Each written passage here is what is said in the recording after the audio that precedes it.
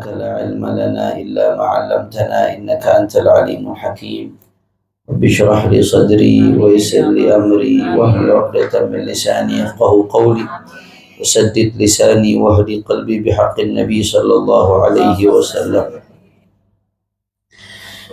قال المصنف الإمام الحبيب زين بن إبراهيم بن سميط حفظه الله تعالى: ومتعنا بطول حياته في خير ولطف وعافية، آمين. الفصل الرابع: لأن قليل العلم خير من كثير العبادة. عن أبي أمامة الباهلي رضي الله عنه قال: ذكر لرسول الله رجلان أحدهما عابد والآخر عالم، فقال رسول الله صلى الله عليه وسلم: فضل العالم على العابد كفضلي على أدناكم. وقال: بين العالم والعابد 100 درجة، بين كل درجتين حضر الجواد المضمر 70 سنة، ذكره في الإحياء. وورد أيضا مرفوعا: مجلس فقه خير من عبادة 60 سنة. وعنه صلى الله عليه وسلم: خير دينكم أيسره، خير العبادة الفقه. وعن أبي ذر رضي الله عنه قال: قال لرسول الله صلى الله عليه وسلم: يا أبا ذر، لأن تغدو فتعلم آية من كتاب الله خير لك من أن تصلي 100 ركعة، ولأن تغدو فتعلم بابا من العلم عمل به أو لم يعمل خير من أن تصلي 1000 ركعة.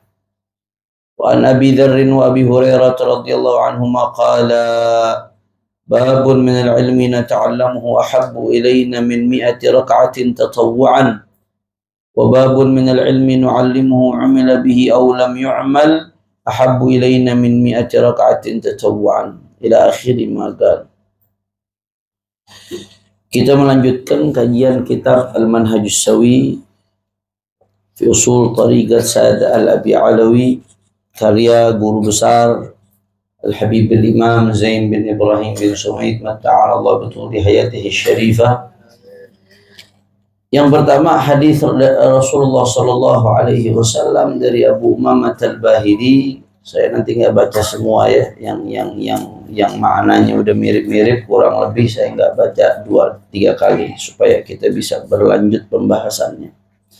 Saya nggak baca harfan-harfan. Rasulullah sallallahu alaihi wasallam disebutkan di hadapan Nabi ada 2 orang. Yang satu ahli ibadah, yang satu alim. Yang satu ahli ibadah, sholatnya rajin luar biasa, zikirnya rajin luar biasa, tapi nggak berilmu, nggak alim. Yang satunya lagi orang alim, orang yang ahli ilmu. Disebutin di depan Rasulullah, maksudnya buat nanyain nih mana yang lebih afdal nih, yang orang alim apa yang cuma ahli ibadah doang tapi nggak berilmu. Kalau disebutin orang alim tuh otomatis semua fadail yang berkaitan dengan ilm mahmulun ala al-alim al-amil bi'ilmi. Kalau disebutin kata-kata alim atau fadilah-fadilah yang berkaitan dengan orang alim, maka maksudnya berarti orang alim yang ngamalkan ilmu. Nah, kalau orang alim yang nggak ngamalkan ilmunya udah pasti dicoret dah, karena jadi bala tuh buat dia ujung-ujungnya. Jadi Nabi ketika ditanya mana yang lebih afdal, orang abid ahli ibadah saja atau orang alim yang mungkin ibadahnya nggak seberapa tapi dia ngamalin ilmunya, cuman ibadahnya nggak sedahsyat orang yang ahli ibadah, mungkin mana yang lebih afdal di antara keduanya? Akhirnya kata Rasulullah sallallahu alaihi wasallam, fadlul alimi 'ala al-'abidi ka fadli 'ala adnakum. Kata Rasulullah kepada sahabatnya, sebagaimana ini diriwayatkan oleh Imam Tirmidzi, ya, keutamaan orang alim atas orang yang ahli ibadah itu seperti keutamaanku, kata Rasulullah sallallahu alaihi wasallam, ala adnakum, atas orang yang paling rendah di antara kalian. Ya Allah, jangankan perbandingan Rasulullah sama sahabat yang paling rendah, ibu-ibu sekalian, ya, dibandingin para nabi dan para rasul yang paling mulia siapa? Nabi besar Muhammad sallallahu alaihi wasallam, sayyidul anbiya wal mursalin. Nabi Muhammad ini pemimpinnya para nabi, para rasul. Nggak main-main. Kata Rasulullah, keutamaan orang yang berilmu dari orang yang cuma ahli ibadah doang tapi nggak berilmu, itu seperti keutamaan aku atas orang yang paling rendah di antara kalian. Saking jauhnya kedudukan antara orang yang hanya ahli ibadah dengan orang yang berilmu. Insyaallah, mudah-mudahan walaupun kita belum bisa jadi ulama, anak-anak turunan kita Allah jadiin ulama, mudah-mudahan. وورد أيضا مرفوعا مجلس فقه خير من عبادة 60 سنة خير دينكم أيساره وخير العبادة الفقه. Di dalam satu riwayat disebutkan, hadis riwayat Imam Ad-Dailami dalam Musnadul Firdaus, walaupun hadis dhaif tapi untuk fadailul amal bisa diamalkan. Majlis fiqhin khairun min ibadati 60 sana. Majelis ilmu agama, ini kalau ada bahasa fikih di hadis itu bukan berarti fikihnya fikih harus ilmu fikih. Karena istilah tafaqquh fiddin itu intinya memahami ilmu agama. Fikih itu digunakan untuk istilah ilmu fikih, khusus untuk ilmu hukum-hukum itu belakangan penggunaan itu. Tapi istilah tafaqquh fiddin, majlis fiqhin itu maksudnya adalah ilmu agama. Nah, majelis mempelajari ilmu agama, majlis fiqhin itu khairun min ibadati 60 sanah. Itu kita duduk di majelis belajar ilmu agama lebih baik daripada ibadah 60 tahun, ibu-ibu sekalian. Siapa yang sanggup ibadah 60 tahun? Jangankan 60 tahun, seharian 24 jam bu, disuruh sholat terus-terusan, sanggup? Udah jangan 24 jam dah. 5 jam terus-terusan sholat, sanggup? Ya udah jangan 5 jam dah. 2 jam terus-terusan sholat, sanggup? Agak. Insya Allah, terawih diajak 1 juz pada Pak Boba, asem ujung-ujungnya. Pegal-pegal. Itu 2 jam loh. Ini kita duduk di majelis belajar ilmu agama, asal niatnya lurus, niatnya baik. Itu lebih bagus daripada, lebih baik, lebih utama daripada ibadah 60 tahun. Masya Allah. Makanya beruntung nih yang hadir nih. Insya Allah pulang dari sini bawa pahala numplek semuanya. Amin ya Rabbal. Amin. Apalagi jilbab itu pakai jilbab Palestina semuanya. Udah pada siap kita kirim ke Gaza insya Allah. Allahu Akbar. Nah, ke Monas datang nggak kemarin? Alhamdulillah.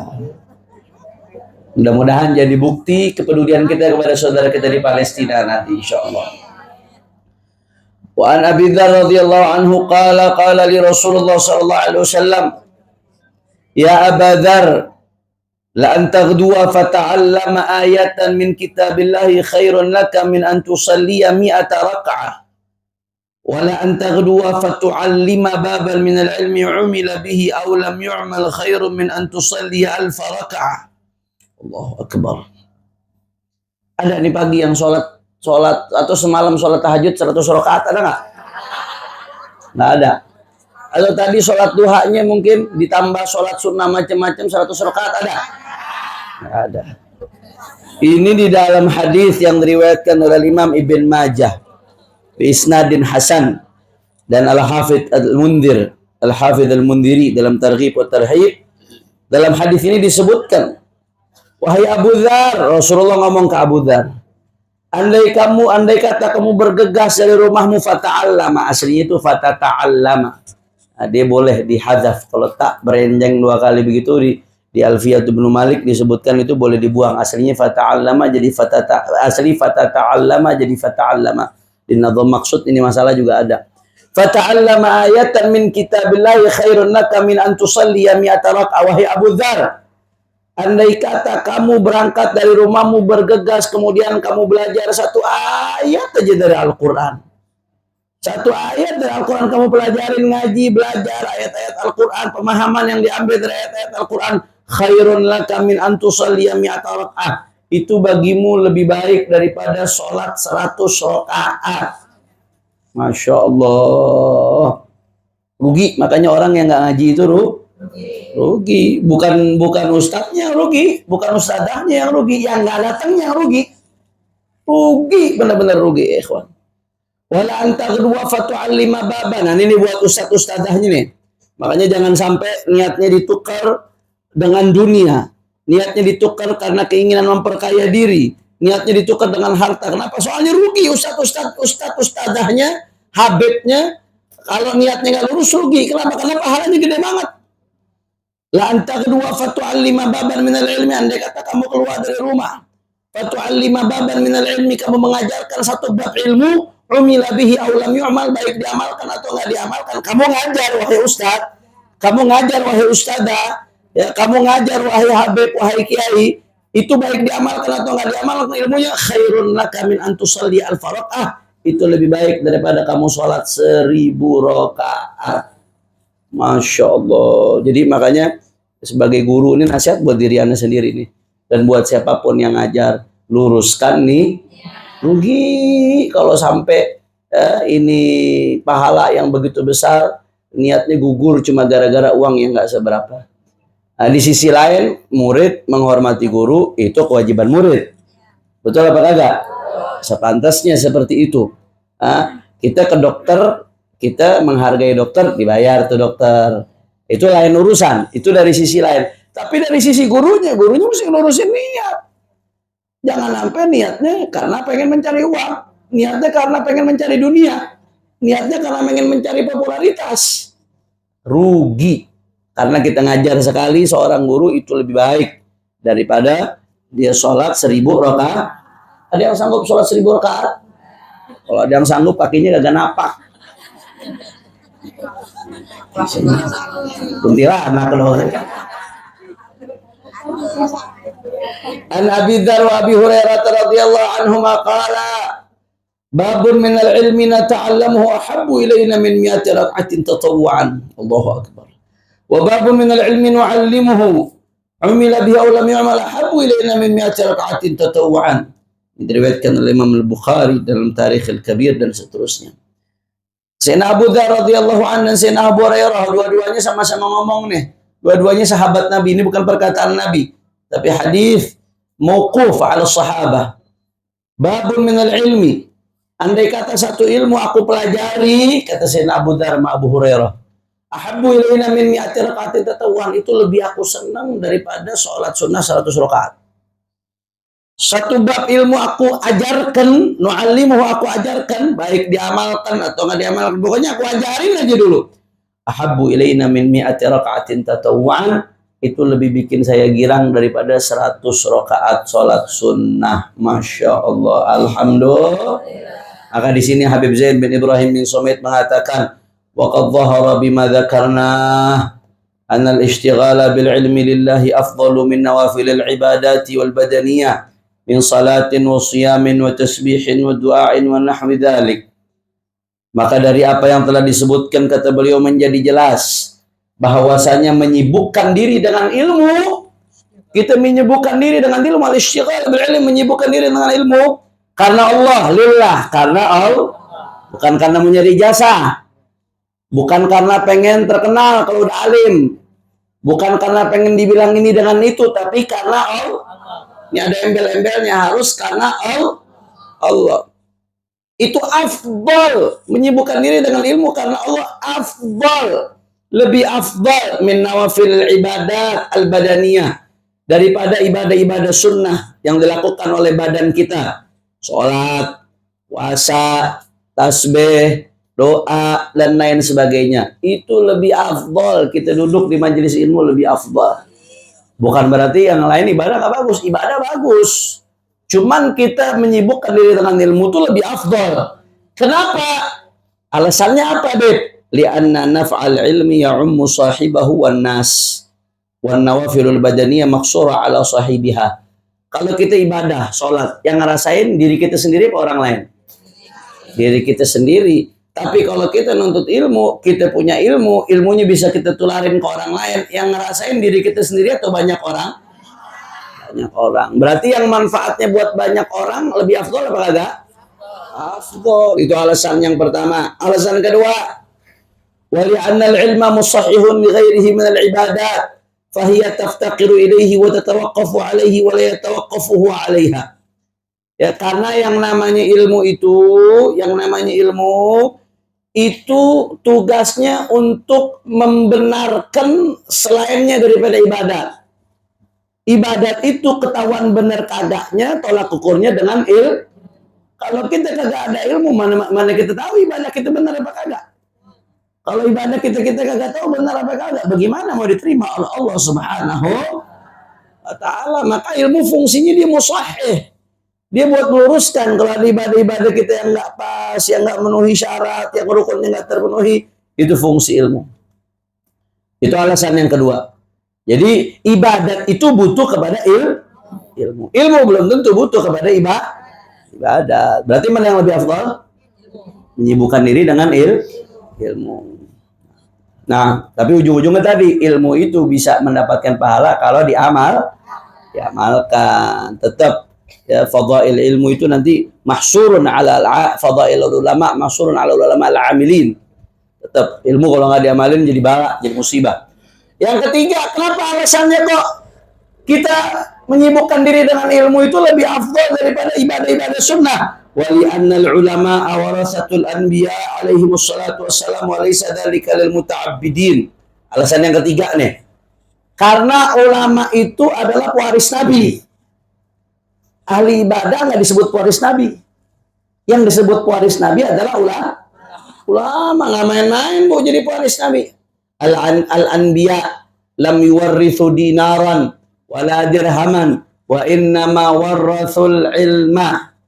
Para nabi nggak mewarisi dinar dirham, mereka nggak mewarisi uang, nggak mewarisi tanah, nggak mewarisi aset, tapi yang diwarisi adalah ilmu warisan para nabi. Al ulama warasatul anbiya, ulama pewaris para nabi. Ahli ibadah disebut pewaris nabi itu bukan? Enggak, itu yang ketiga sebabnya. Nah, kemudian sebab yang keempat, kenapa menyibukkan diri dengan ilmu? Ya, itu lebih afdal daripada menyibukkan diri dengan ibadah. Tapi tetap ibadah harus. Tapi kenapa gini kita baca yang lebih afdal?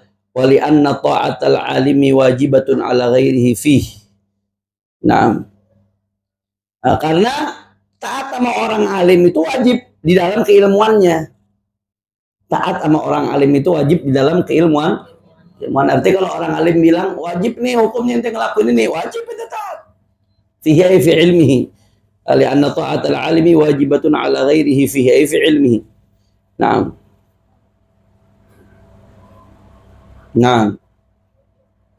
Ya taat kepada orang alim itu wajib. Taat kepada ahli ibadah wajib apa kagak? Nggak ada urusan. Emang kita urusan apa sama dia? Orang alim kan ngasih arahan buat kehidupan kita. Nih, jangan ente lakuin, ini haram hukumnya. Ini jangan ente lakuin, ini nggak bagus. Rasulullah marah kalau ente ngelakuin ini. Kita dinasihatin begitu, harusnya kita taat. Buat kebaikan kita taat. Buat kebaikan kita, kalau kita nggak taat, yang rugi siapa? Kita sendiri. Itu alasan yang keberapa tadi? Yang keempat. Kemudian alasan yang kelima. Wali annal ilma yabqa atharuhu ba'da mauti sahibihi. Wa ghairuhu minan nawafili tanqatu'u bimauti sahibiha. Alasan yang kelima, karena ilmu bekasnya masih akan ada walaupun orang udah meninggal.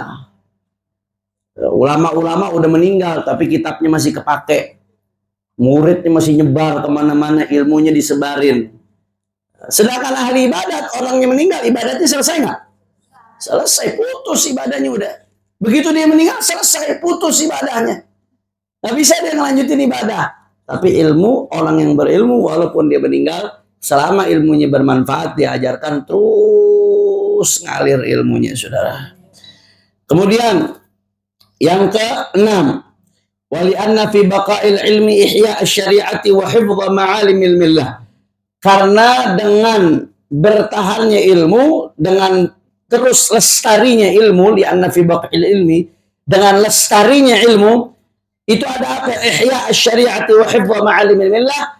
Syariat menjadi hidup dan simbol-simbol agama menjadi terjaga dengan lestarinya ilmu. Selama ilmu masih hidup, selama ilmu disebarkan, maka selama itu pula syariatnya Rasulullah SAW masih hidup. Alhamdulillah. Makanya kadang-kadang ada orang kurang ajar, Bu. Mengatakan apa? Ntar emang kalau anak saya mondok bisa jadi apa? Anak saya mondok dapat apa? Palelo bejat. Itu emang apaan yang didengar dari tadi itu? Itu keistimewaan yang tadi itu nggak bisa dibeli dengan dunia seisinya, Bu. Betul apa kagak? Nggak bisa. So enak itu anak saya mondok jadi apa? Anak saya kalau mondok dapat apa? La ilaha illallah. Ijazah bagus. Saya juga nempuh pendidikan formal. Bu, saya sampai sekarang masih kuliah. Saya kalau Sabtu Minggu kuliah online, kuliah S3, doktoral. Sampai sekarang doain biar lancar insya Allah. Sampai sekarang ijazah penting. Bagus yang namanya ijazah itu kebutuhan zaman. Sekedar buat formalitas. Tapi yang intinya itu adalah ilmu. Yang intinya nih fadilah ilmu ini nih yang nggak bisa dibayar dengan apapun. Jangan pandangan kita dirusak dengan pandangan-pandangan orang sekuler yang mau memisahkan ilmu dengan agama. Yang intim kita cari ini nih fadilah, maqam indallah subhanahu wa ta'ala. Bagaimana caranya ketika kita udah mati pahalanya terus ngalir. Ketika kita mondokin anak-anak kita, walaupun kita nggak sempat jadi ulama, tapi kita mondokin anak kita, berusaha berjuang. Nggak enak Bu misah sama anak. Anak kita pengennya bareng-bareng terus, betul apa kagak? Akhirnya begitu lulus SD dipondokin, tuh anak sakit, ibu nahan rindu, luar biasa, kadang-kadang nangis. Ibu saya waktu pertama kali mondokin saya nangisnya seminggu lebih. Benar, pertama kali mondokin saya anak pertama, anak kesayangan, anak boleh kepengen. Karena ibu saya waktu nikah 3 tahun gak dapat anak sama abah saya, baru habis itu dapat saya. Anak boleh kepengen, pertama kali dipondokin seminggu Bu, nangisnya Bu. Seminggu nangisnya. Setiap pulang liburan tuh girang orang tua. Begitu mau balik lagi nangis lagi 2 hari. Sakit. Pisah jauh dari anak sakit apa enggak Bu? Pegel apa enggak? Pegel. Kangen rindu sama anak. Yang namanya bisa dari anak saudara. Biaya pesantren dan lain sebagainya. Tapi nanti hasilnya fadilah-fadilahnya. Kalau kita baru tahu ini semua mutar kalau kita udah dikubur. Ini baru kebuka semuanya. Ya Allah, untung dulu anak saya pondokin. Ya Allah, untung dulu saya aktif ikut majelis taklim ya Allah. Ya Allah, untung dulu saya ikut ngaji ya Allah. Capek yang saya rasakan ketika ngaji. Nunggu ustadz walaupun Habib Hanif datangnya jam 11. Diajak naik mikrolet sama Ustazah Umanah dari Kosono. Kemari, Masya Allah, nggak sebanding dengan kenikmatan yang diberikan oleh Allah Subhanahu wa Ta'ala. Kira-kira jelas atau tidak? Berarti beruntung nggak kita ngaji nih? Beruntung nggak kita hadir majelis? Nikmat atau tidak? Sama-sama ikutin saya. Alhamdulillah, Alhamdulillah. Dari hati ucapinnya alhamdulillah. Lakal hamdu ya Allah. Lakal syukru ya Allah. Alhamdulillah. Hamdan yuafi ni'amahu wa yukafi'u mazidah. Alhamdulillah ya Rabbil alamin. Allah, mudah-mudahan sampai akhir hayat kita bisa ngaji terus insya Allah. Mudah-mudahan nih kenikmatan yang Allah kasih ke kita bisa duduk di majelis ilmu sampai akhir hayat kita dapat terus insya Allah. Amin ya Rabbal. Nah, Masya Allah. Wa mimma yadullu aidan ala rujhan al-ilm wa afdaliyatihi ala sa'ir al-ibadat al-qasirah ma dzakarahu Ibnu al-Hajj al-Maliki fi kitabih al-Madkhal. Qala rahimahullah warada fil hadits anhu sallallahu alaihi wasallam annahu qala ma amalul birri fil jihad illa kabasqatin fi bahrin wa ma amalul birri wal jihad fi talab al-ilm illa kabasqatin fi bahrin. Allahu akbar. La ilaha illallah. Ma amalul birri fil jihad illa kabasqatin fi bahrin. Ya, di sini dalam satu riwayat disebutkan bahwasanya kalau semua amal-amal ibadah dibandingkan dengan jihad fisabilillah seperti yang dilakuin saudara-saudara kita di Palestina nih sekarang nih, itu semua amal ibadah dibandingkan dengan jihad fisabilillah Kabasqatin fi bahrin, seperti orang yang ngeludah di lautan. Kira-kira ludah kita dibandingin air laut sebanding apa kagak? Kagak ada seujung kukunya. Kecil nih amal-amal kita nih dibandingin sama orang-orang yang lagi berjuang di jalur Gaza, yang lagi jihad fisabilillah. Kecil. Makanya kita kalau bicara wali itu bukan berarti yang harus lagi duduk di majelis terus bakar dupa. Nggak harus begitu. Itu yang di jalur-jalur Gaza, yang ketika rumahnya hancur, anak istrinya wafat syahid, kemudian dia masih bisa mengatakan dengan senyum, alhamdulillah, ini semua dari Allah. Kami yakin dengan janji Allah. Itu wali tuh. La khaufun alaihim walahum. Allahu Akbar.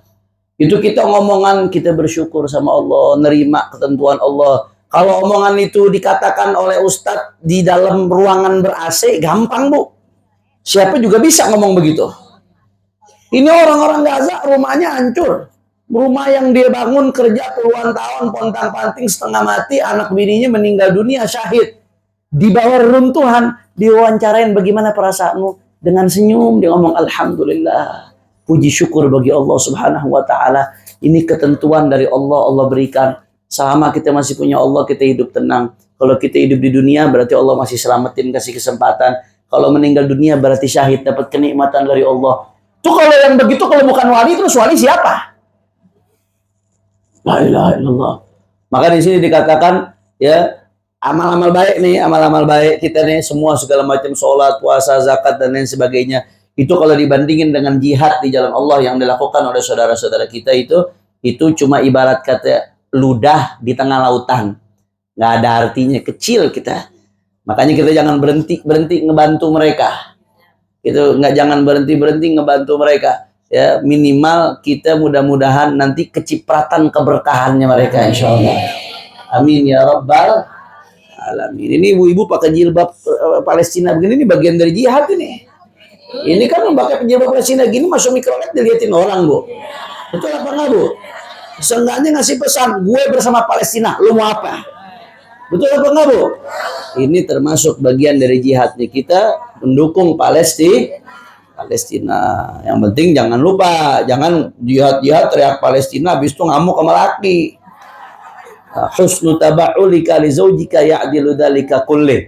Ada sahabiah bu, perempuan sahabat datang ke Rasulullah. Ya Rasulullah, itu laki-laki enak banget ya Rasulullah. Mereka bisa jihad di jalan Allah, bisa perang laki-laki itu ya Rasulullah. Laki-laki itu mereka dapat syahadah, dapat pahala syahid ya Rasulullah. Kami perempuan juga mau seperti laki-laki ya Rasulullah. Apa kata Rasulullah? Husnu taba'ulika li zaujika ya'dilu dzalika kulli. Kamu jadi istri yang baik, jadi istri yang solehah, nggak merengut aja bawaannya melaki. Nurut, nggak betegingan, atau betegingan lu. Udah lama kan nggak dengar tuh kata-kata, nggak betegingan. Husnu taba'ulika li zaujika, kata Rasulullah. Kamu jadi istri yang baik, itu ya'dilu dzalika kulli. Itu nandingin pahala-pahala jihad fisabilillah semuanya. Masya Allah. Makanya kalau di medan perang mereka jihadnya dengan rudal, dengan pedang, dengan pistol. Pistolnya ibu-ibu sodet. Perisainya penggorengan. Masak buat laki, niatin jihad di jalan. Ini bukan saya yang ngomong, ini bahasa hadisnya baginda Nabi besar Muhammad. Husnu taba'ulika li zaujika ya'dilu dzalika kulli. Naam. Kemudian wa ma'amalul birri wal jihad fi talabil ilmi ila kabasqatin fi bahrin. Kemudian ya, amal-amal soleh dan jihad kalau dibandingkan dengan talabul ilmi, nuntut ilmu, kabasqatin fi bahrin. Itu seperti apa namanya, orang ngeludah di lautan. Saking luar biasanya pahala nuntut ilmu. Makanya ibu-ibu biasanya kalau anak di pesantren, bu, setan godainnya luar biasa. Godain biar izin, godain biar hadir kawinan sepupunya. Ada aja alasan mau izin bu. Karena setan nggak rela anak kita ini dapat pahala begini, setan nggak rela. Pokoknya ibu-ibu nih kalau anak di pesantren ada aja godaannya. Ntar gatel-gatel lah, minta pulang lah. Ntar anak saya nggak betah begini. Karena setan nggak pengen anak kita dapat pahala ini. Itu bu. Begitu anak ibu dapat pahala ini belajar, ibu yang dapat pahalanya semua. Setan bakal ngegodain terus bagaimana caranya. Makanya kalau mau pengajian godaannya berat. Ini sekarang bukan anak-anaknya, ibu-ibunya.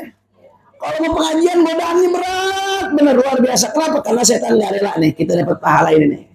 Pahala ngaji, nuntut ilmunya baginda Nabi besar Muhammad. Gila-gila sampai sini jelas apa kagak nih? Alhamdulillah. Insyaallah mudah-mudahan Allah Subhanahu wa taala kasih kita istiqamah, bisa terus menuntut ilmunya Rasulullah sallallahu alaihi wasallam sampai kita husnul khatimah. Amin ya rabbal